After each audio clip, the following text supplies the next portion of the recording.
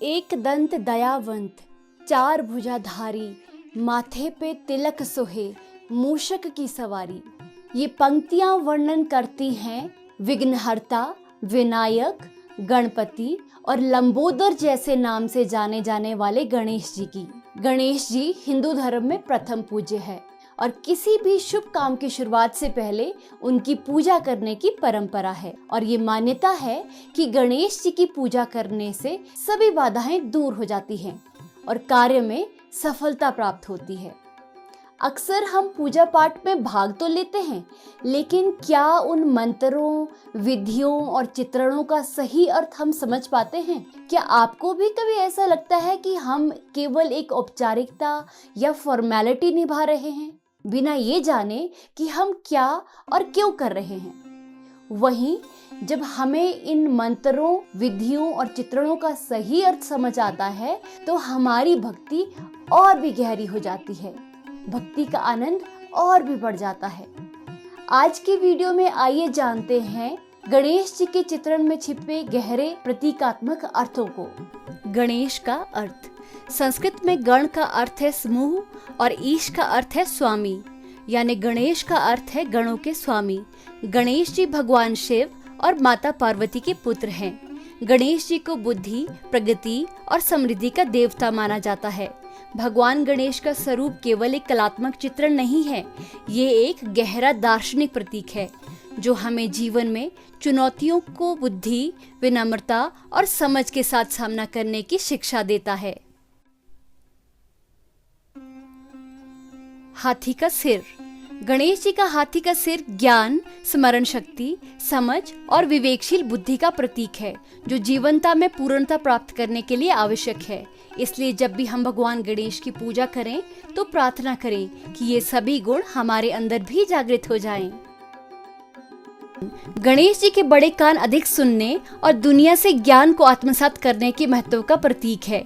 ये हमें बताता है कि हमें दूसरों की बातों को ध्यान से सुनना चाहिए और जीवन में सीखने के अवसरों को ग्रहण करना चाहिए। सूप की तरह ये कान हमें संदेश देते हैं कि जैसे सूप खराब और बेकार चीजों को छानकर अलग कर देता है, वैसे ही हमें भी अपने कानों तक पहुंचने वाली हर बुरी बातों को बाहर छोड़कर केवल अच्छी बातों को ही आत्मसात करना चाहिए।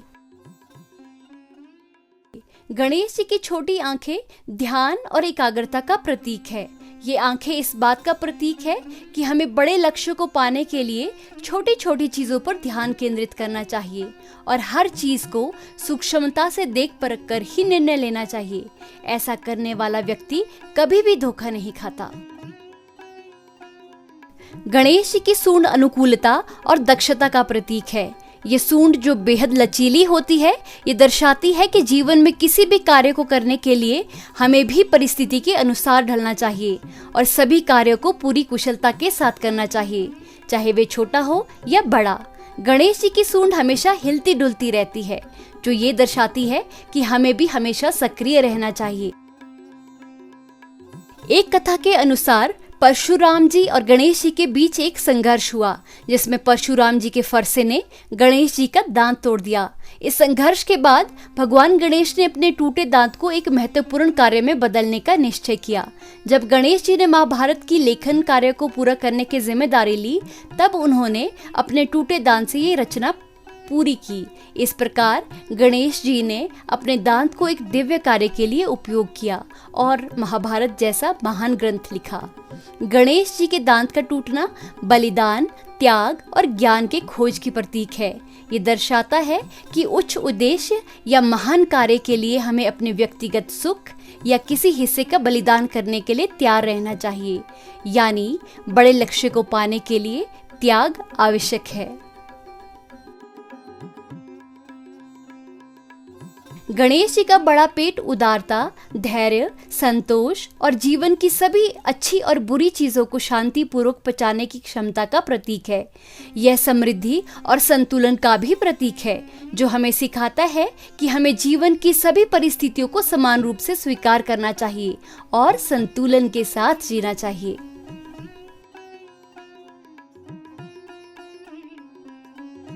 गणेश जी के वाहन के रूप में चूहा हमारी इच्छाओं और विचारों को नियंत्रित करने की क्षमता का प्रतीक है। चूहा जो छोटी छोटी दरारों में घुस सकता है और जिसे नियंत्रित करना कठिन होता है, मानव मन का प्रतिनिधित्व करता है, जो अक्सर बेचैन और चंचल होता है। गणेश जी चूहे पर बैठकर ये संदेश देते हैं कि हमें अपने मन और इच्छाओं को नियंत्रित करके जीवन में संतुलन बनाए रखने चाहिए, ताकि हम एक संतुलित जीवन जी सकें।